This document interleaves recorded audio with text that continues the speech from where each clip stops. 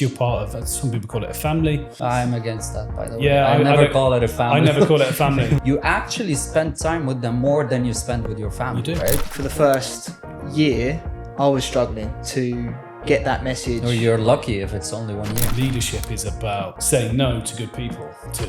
I kept the idea, I put it on the someday shelf. Someday, it's going to work. Things are very good, it's stable. I create chaos because it becomes boring. Constructive chaos. Once you get that, someone saying, yeah, that's good, then it unfolds. It all starts with belief. Mindset of making sure that the team that I'm working with have the ability to replace me one day. Welcome to the Ultimate Connector podcast. We're here with Mo, CEO of Pyypl, and Mark, CEO of Wristpod, and myself. Round two. Round two. Let's get into it. So, leadership. We're speaking about that today. Light-hearted conversation about the situation, storytelling around, what's good, what's bad, what's ugly, and talk about the success, talk about the failures. But Mo, tell me a little bit about who you are and why we should listen to you today. Because you're CEO of a Fintech company doing some amazing things in the market. So I'd be keen to understand a little bit more about yourself. Yeah, so thank you so much, guys, first of all, for this opportunity. It's like an absolute pleasure to come here, talk with you about such a very heart-touching topic, I would say, the leadership thing, and at the same time, the situation and so on. So a little bit of a background about myself. I'm come from a technical background, and I've been into the startups world for like around 12 years so far. I have a lot of failure stories like any entrepreneur around, and few success stories that I'm a bit proud of, I would say, but at the same time, it's always not enough. There's always something you need to do, especially in the startups environment and how agile and fast things are. Getting into the position of being a CEO of one of the first fintech companies in the UAE, I would say it's been a hell of a journey, considering how you have to make things keep on going with the regulated environment, the compliance, and all of these things that you want to shape a team that makes it work and go through a lot of ups and downs to make sure that you adapt to how fast the environment goes, especially in the UAE. Like, it's crazy. You sleep on a topic, you wake up on another thing. So that's pretty much it. And I mean, I'm more than happy to deep dive into all of this and tell you more about my experience in that and how it has been. Yeah. Thank you. I think what we need to do is discuss dress codes the next It wasn't time. planned. Come on. It was unplanned. So I'm going to stay all black from now on. The pastels can go to the cooler guys. Yeah. I've been working here for probably less time than you. I've been over here for a couple of years. I love it. I call this place home. I won't be going anywhere else. And entrepreneurship is a journey, and leadership is a big part of that. So what is leadership for you in your business, given the kind of maybe the tumultuous times now, how hard you have to work in the regulated environment here, which is constantly adapting and changing and growing up also? I mean, look, leadership itself basically shapes the success of a journey, because like there's a saying that says there's no head without a body, right? It's like a complete unit that you have to make it up together, like putting up the puzzle pieces together in order to make sure that whatever you're trying to do is delivered in a way that basically fulfill the business needs and the vision of what you are trying to do.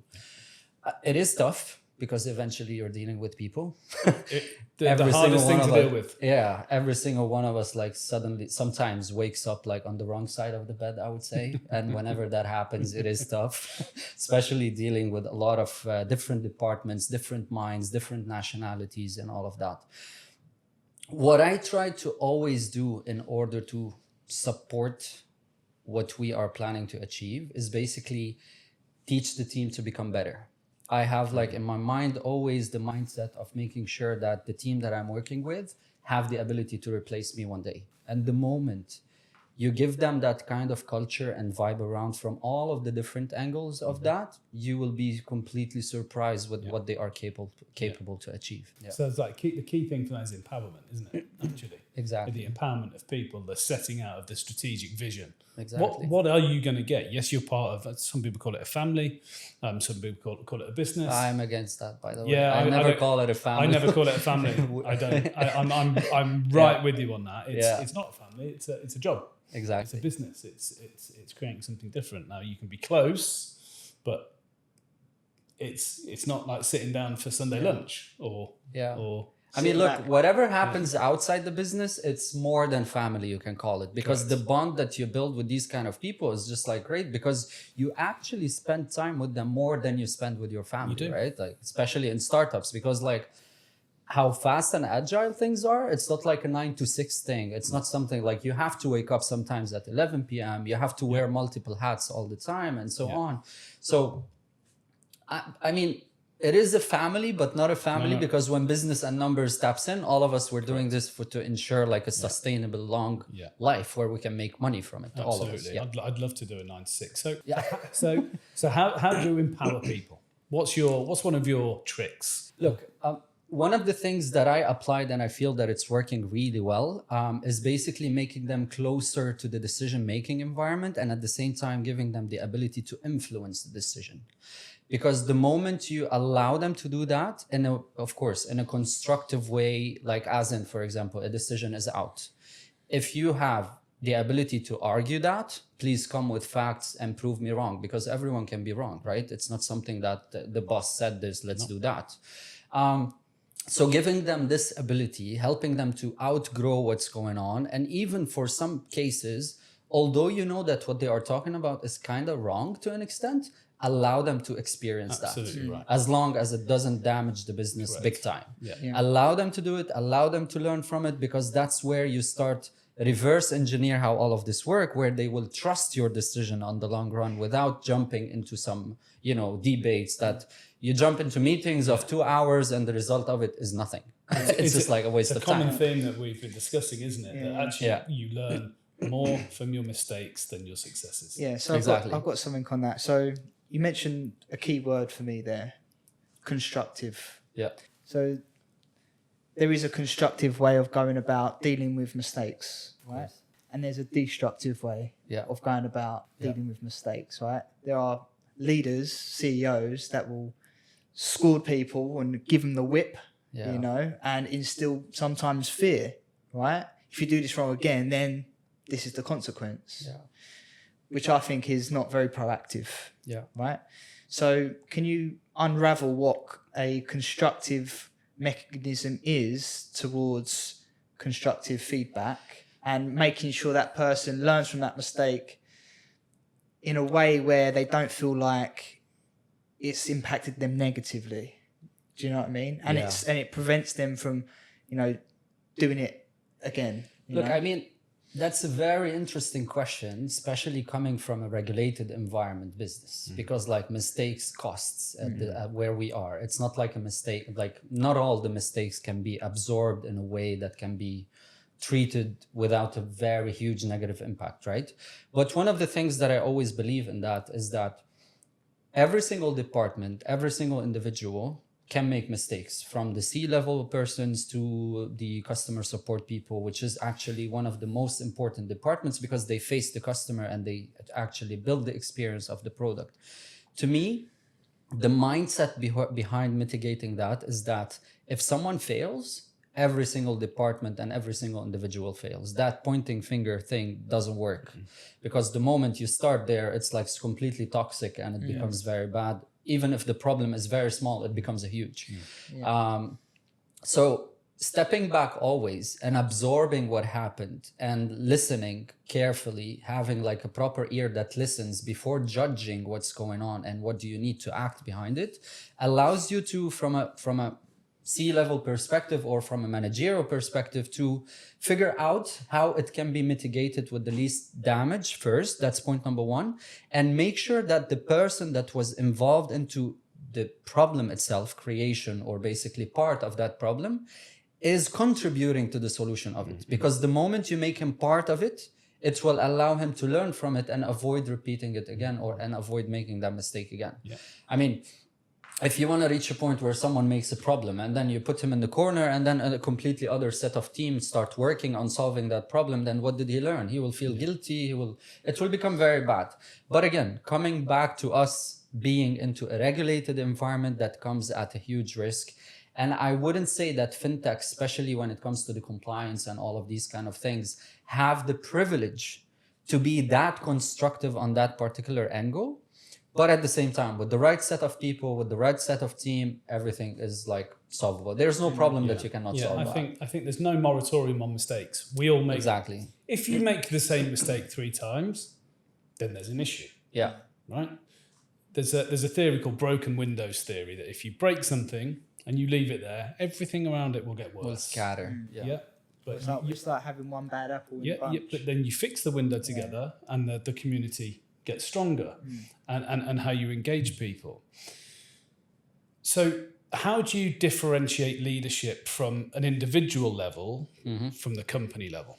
In what sense? Is it like we're talking business wise? Yeah, so leadership, you can lead a person, you can lead a team, you can lead a company, you can lead a government, you know, you can lead whatever. How do you differentiate from empowering people on an individual level to a company level? Look, the main differentiator is all of that is the goal that we are trying to achieve. I think so. If you define a goal for a specific department to achieve, then you are empowering a team to make sure, like, it's not like you directly empower, but you jump into empowering a team to work together, to communicate in order to deliver something. And that makes them belong into what's going on. And the feeling of making someone belong into the journey of something is way better than treating him as a robot, like, hey, you have 1, 2, 3 to do. Now, when you do those kind of exercises and you monitor that and you shadow the process of how things are working, then behind the scenes, you start like checking on who requires individual attention. Absolutely. And it's where you take that particular individual and you start working closely with him, helping him 1, 2, 3 times and take it from there. Yeah. And as you mentioned, 3 times failure, it means that he's great, but he doesn't fit where we are. Yeah. As simple as that. I think so. That's a really good answer. And does it sometimes come down to the right person in the wrong role? Oh, yeah. Right? Oh, yeah. Right? 'Cause look, I personally face that myself in many cases because, you know, as I told you, in startups, you need to wear multiple hats all the time, right? You need to knock on the door of a bank, or you need to speak with a partner, or you need to brag about something in front of shareholders and whatever. And that's where it becomes tense, right? And sometimes you just have to be natural into it and just like go there and try it. But one of the things regarding that particular topic is sometimes you get the grade A team players that are like brilliant, that you love having like, you know, a chat with. Yeah. But the moment they come with the mindset that creates some toxicity around, no matter how good they are, they should be out. Yeah, 100%. No matter how good they are. I've done it. Because like, if you have a team of a group of 30 people, right? One of them is bad. It's the example of the bad apple you mentioned, right? One of them is bad, then everyone becomes bad. Even if he can deliver much more than the 30 people around. But eventually, it's the head and the body. If the head functions without the body, you can't move anywhere. So do you believe that your company is only as good as your weakest player? Of course. Totally believe that. As long as you're patient enough and they are not crossing the line. It's a real art, actually, isn't it? Yeah. And I don't want to talk about recruitment too much, but I've hired people who on paper and in interviews, fuck me. Yeah. They were good. Like, seriously good. They were going to come in and do this. They were going to do that. But they'd operated in large organizations with huge amounts of structure. Yeah. Right? And support. And financial backing, and a marketing team, and a finance team, and so on and so forth. Yeah, you get scared from the CV, actually. Like, you feel like even I don't have the ability to interview this guy. He's way better than I am. Yeah, but actually they've had so much support. It doesn't mean they're a bad person, but someone who's been an MD at an investment bank will not have the support they'll have at Pyypl, for example, and what their day-to-day is. And I actually think leadership is about saying no to good people too. Oh yeah. in terms of what they can do, what they should do, and really delve into that. What is your motivation? And actually, yes, you are an MD here, but it means a very different thing to where you've been before. Yeah. And I think it's that, and again, this is literally the Webster Dictionary definition. It's strategic guidance and clarity. What are you here to achieve and what do you need to do it? Exactly. And especially when you bring someone that shifts from a different type of businesses, whether it's startup to scale up to corporate, or the opposite way around. Yeah. Like it becomes crazy. Yeah, different kettle of fish, different way of operating. Yeah. Right? Attitude is the one. It is, Yeah. Attitude and aptitude is 100% the one. So what are some of your biggest disasters from a leadership perspective? Oh my God. You don't have to answer it. Oh, I have Go for plenty. Every day. Every day I have one. Every day. I mean, it's actually joyful, I would say, when you make some, like, look, one of the 2025 end of year letter for my team started with apologizing for all of the wrong decisions I did. I swear. That's good. That's a leadership And I trait, received feedback from every single team member. One of the closest guys in the company to me personally, is like sent me a video message and it was like, hey, it's all right. Everyone can make mistakes. You know, like it's crazy. There's plenty of things. I don't know. Some of it could be terminating someone because he was unfairly judged from the head or from the leader, but I didn't get the chance or the time or the leverage for me to experience it. Some other decisions could be related to hiring someone at the wrong time, at the wrong place. Like all of that. So there's just plenty when it comes to dealing with people themselves, like the whole topic of managing people and so on.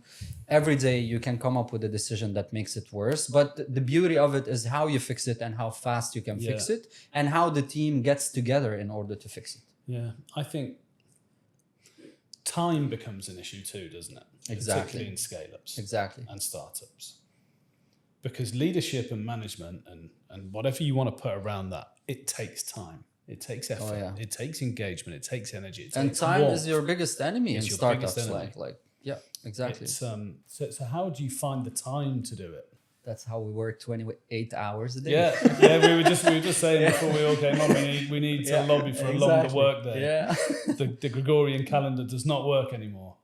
Look, I learned something when it comes to that.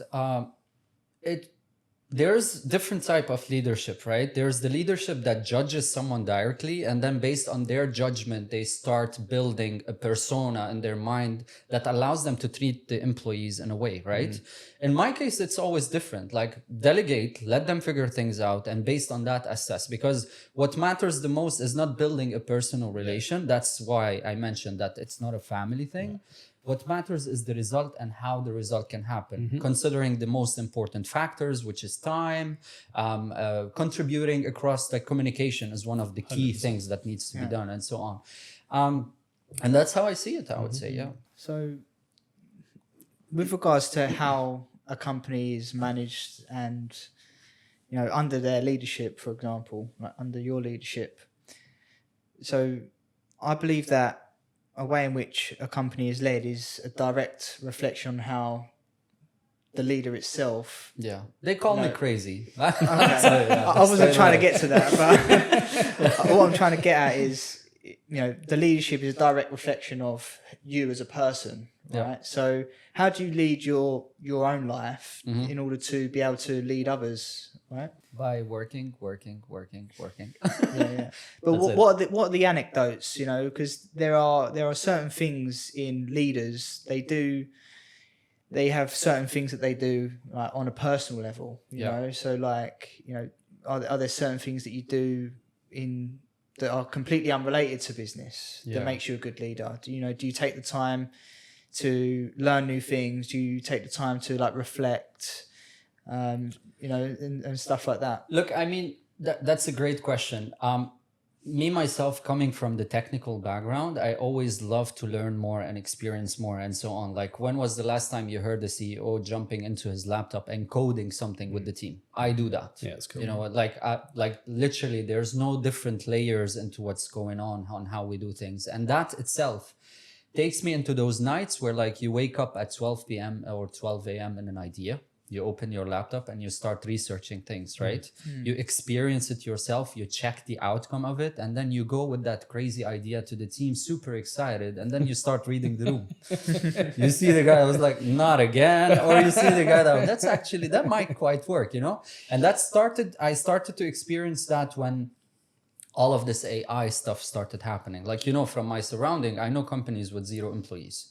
And I know companies with like massive amount of employees that are jumping into that topic by laying offs, replacing and whatever. And I know companies that are trying to leverage this as a tool for more efficiency and quality of delivery.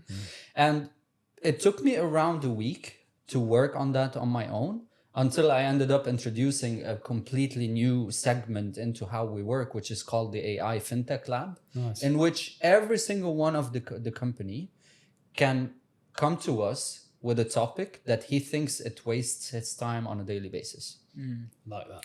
He can pick a group of people from the company, whether it's legal, it's compliance, it's tech, it's whatever, and figure it out. And once that is done, they have the ability to brag about it in front of all of the company. That allows them to start thinking about things differently. Yeah. And that brings like, everybody together and exactly. collaborate, right? Now taking it out of the business, it's what we just talked about before we started. Music. I love music. To me, like, I've been DJing for a long period of time. I play the piano, I play the guitar, whatever. It's like my meditation phase. So whenever things becomes chaotic, it's where I go there to orchestrate, you know, all my body, senses, whatever.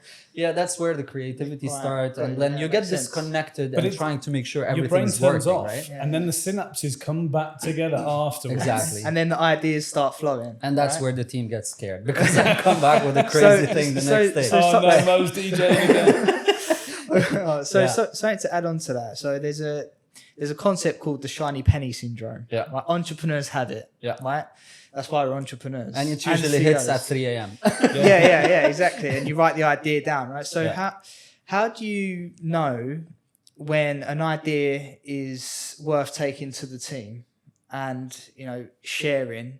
Because, you know, for me, I have 20 ideas a week. Yeah. That's probably a lot more than that, to be honest. So how do you know when an idea has legs or potential to enable the company to move forward with its objectives? Look, it's the adrenaline rush that you get. Sometimes it's just stupid, but you just take it and you just try to figure out how it works. But you still throw it out there anyway. Yeah. That's why I told you, they call me crazy. But you need people to challenge the basis of your notions and your ideas. Yeah. Just because someone doesn't like it first time doesn't mean it's a bad idea. Some of the best businesses on this planet have been created through sheer will and bloody mindedness. Exactly. Right? Some haven't, because there was no product fit or there was no market for it. Yeah. But if you know, you know. Yeah. That's how most of the successful ideas started, right? Like, look at all of the big companies left and right. Most of it started because like someone believed in that idea and kept on going. Yeah. And I mean, there's plenty of things that doesn't work, but it depends on how you deliver that and how you work on that. Because usually there's the startups that builds a product because they dreamed about it. And there's startups that builds a product because there's a problem that they are trying to solve. And as long as you pick that particular niche, pick that particular problem, and you build the culture that makes everyone believe in this problem, because eventually what you're selling is the problem, not the solution. 100%. You need people to understand that this is actually a problem, and it's only 100%. Then where you can build the community out of it, so that they can start adopting and figuring out, you're right. If I get an AI tool that tells me how I'm spending my money, it's like really great. But look at your balance today. You don't know where you spent your money to an extent, right? An imperfect product will do 100% better than a perfect product with no buyers. And I've seen people spend hundreds of millions on building a very shiny penny that no one wants to buy. And I did that myself, because like I used to jump into these 3 a.m. topics where like I'm like, I want to build this. Let's see where it goes. And then it just like ends up an idea in a drawer somewhere that you just think about every now and then. Yeah, and another key word that I picked up on there is belief. Obviously, you've got to believe in the product that you're selling, right? Of course. Because otherwise nobody else is going to believe in it. But there are going to be a lot of people watching this that have maybe a really, really good idea, but don't know how to get that message in front of the right person in the right way. Mm-hmm. So I think storytelling and sales and influence has a big part to play in ideas, Exactly. to move forward. For example, the Ultimate Connector is an idea, right? For the first year, I was struggling to get that message. Or you're lucky if it's only 1 year. Yeah, I mean, it's a year that it honestly has like been a year trying to put the right partnerships together, the right people, the right team, and I believed in it, right? And not everybody did at first, but I kept the idea. I put it on the someday shelf. Someday, Yeah. it's gonna work, right? I didn't spend any money on it. It was just ideas and collaborations and pulling people together. But eventually, I kept critiquing it, changing it, pivoting it a little bit more, bringing in different people, sharing the message. And then eventually it becomes clear. And then eventually people start to go, that's actually a really good idea. Yeah. I think you was the first person to say doing this is a brilliant idea. Yeah. And I think once you get that, someone saying, yeah, that's good, then it unfolds, and then you want to tell other people about it, and then more people start to say, yes, that's a good idea. It all starts with belief. As long as you believe in something and you have the will to commit to it, because that's the most important stuff. Because in our circle, there's plenty of brilliant minded people with the brilliant ideas, but try to catch up with them over a coffee to discuss it. They're like, no, I'm tired. I'm already exhausted from my 9 to 6, whatever, and so on. So if you personally see something into what you are pursuing, then you would definitely find, look at the planet. There's plenty of people around, right? Surround yourself with 50 that believes in it, and each one of them gets another 50. That's it. Yeah. I think It's as simple as that. we spoke about it earlier. It's who do you surround yourself with? Yeah. That helps leadership become more natural, because there's planning and there's impulse, isn't there? Some people like to work in a very planned and structured way. You need to be able to work in a more planned and structured way, but you're an entrepreneur and sometimes that's difficult. I'm the same. Clearly you are too. Oh yeah.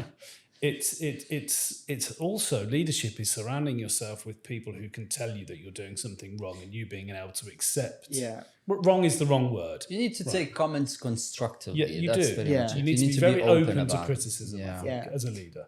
Yeah, so there's two sides to it, I believe, because you can, if you take advice from people that aren't where you want to be, then their advice isn't valid. Look, an advice is always an advice. To me, you should be a sponge, which means you should absorb anything that comes your way, because you're experienced enough to judge if it's right or wrong, no matter if that right that you thought about is actually wrong at the end after you execute it, but at least you built your own experience on top of some things, right?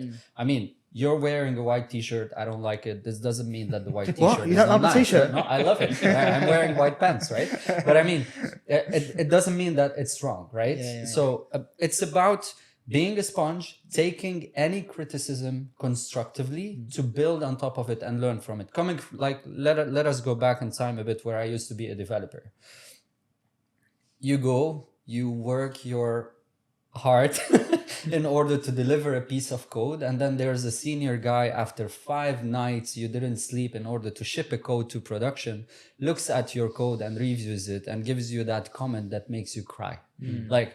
After all of this period of time, you're telling me this right now, it's as if I had to redo it again and again. Some people literally shuts down when they see these things. And I've seen that into the teams, into the company that I'm building, and all of these things. But some others takes it very nice, and they start either challenging that or changing how they think and fixing and learning and figuring out how how they would be able to start delivering better quality and all of these kind of things. Yeah, I like that.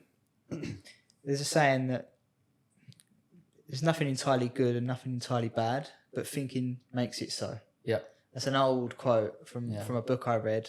And it's true, it's not an objective opinion, right? It's a subjective one,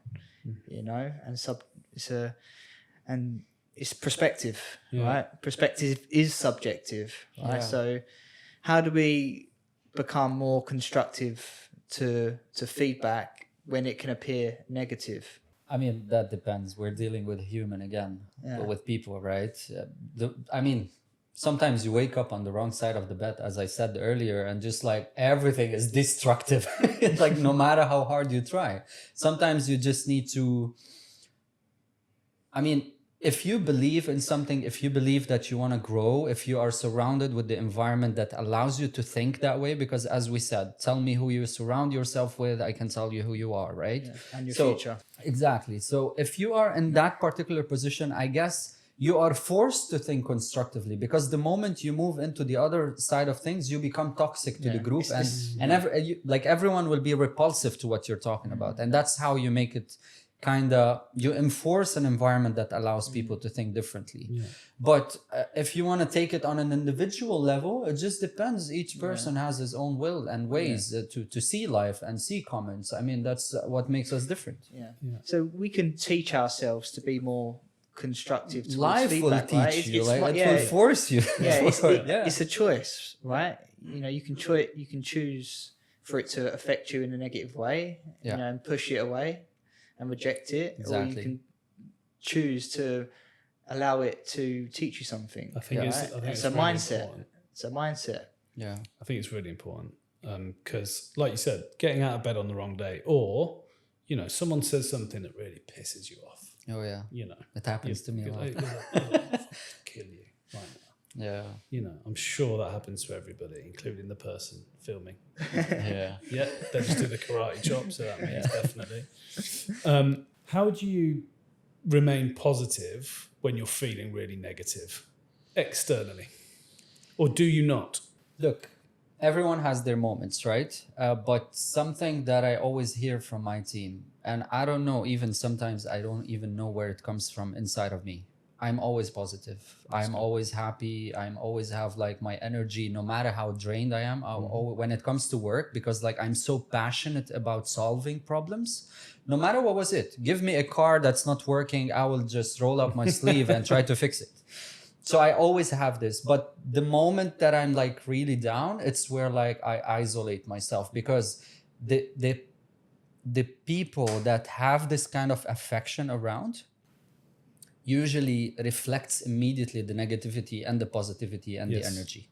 And if I go to the office one day without smiling for someone, then the whole company knows that there's something wrong, and everyone doesn't know how to work. Correct. And I heard that from my team. Some of my team members says like, hey, you have deficiency in B12 because of your mood swings, right? So some of them comes to me and say, where the hell do you get all of this energy from? You train, you come to the office the first one, you leave late, you always come up with crazy ideas, and the list goes on. So just like, I don't know, I just have it.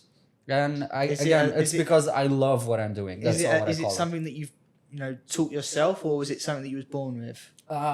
I would say I taught myself with, because I told you I was born like someone DJing left and right, chasing the wrong stuff and so on. So I taught myself that, and then I figured out that solving problems is my thing, and I want to do it no matter what. And that's what being a CEO is. It's not solving problems. I think, look, by the way, when things are very good in our company, like it's stable, there's nothing crazy, I create chaos.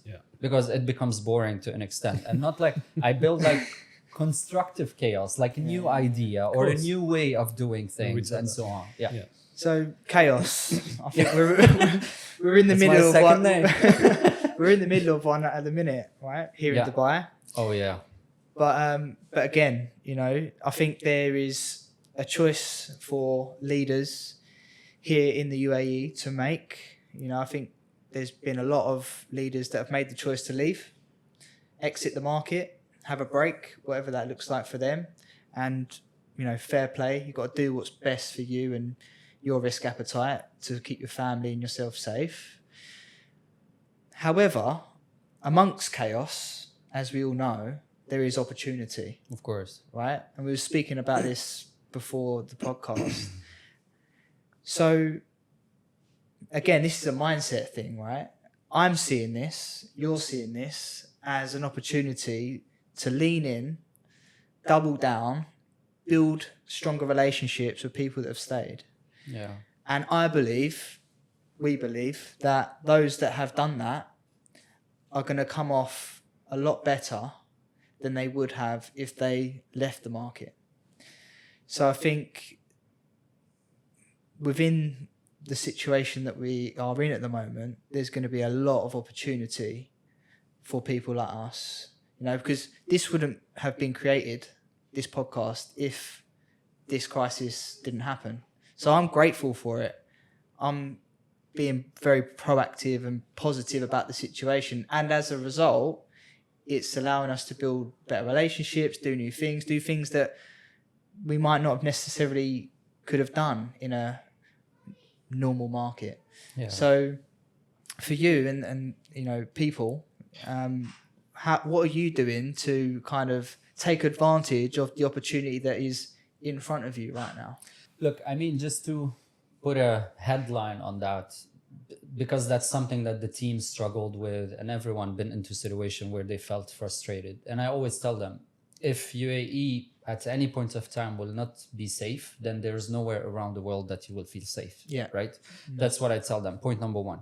But when it comes to the actual business related impact and so on, to be honest with you, it was positive from an extent of the team became more distracted by working harder, which is, we're lucky because of that.